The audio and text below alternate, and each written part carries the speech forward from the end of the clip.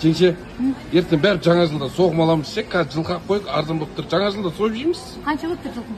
300 мың. 300 мың теңге жылқы аласың. Одан кейін 50-60 мың теңгеге жем шөбін аласың. 100 мың теңге қарайтын адамға бересің. Қораң бар ма? Қора жоқ. Арендаға қора аласың. Сөйтіп жүргенде жылқың 450 мың теңгеге шығады. Мейлі ғой, оны соясың ал. Қасапшыға 20 мың теңге бересің. Ол басымен терісін алып кетеді. Ойбай шек қарына жылқы сойып жатыр. Bir топ адам қурдақ жеуге керек. Қурдақ құр етпен істемейсің, іште пиязы бар, картошкасы бар, сәбізі бар. Газың ше, газ біздің үйде қандай? Электрический, оказывается, светтің бағасын білесің ба? Қандай? Мен Захар айналайын. Одан кейін етті тұздайын деп тұз аласың. Ана қазының ішіне айналдырамын деп қазының приправасын аласың. Одан кейін оны бет байлайтын жібін аласың.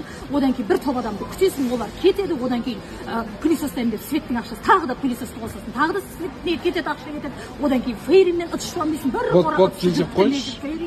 Қойыңызшы, вот ет алып жей саламыз базардан. Көрдім де бірден қадалдым, ұрлады есті жанары.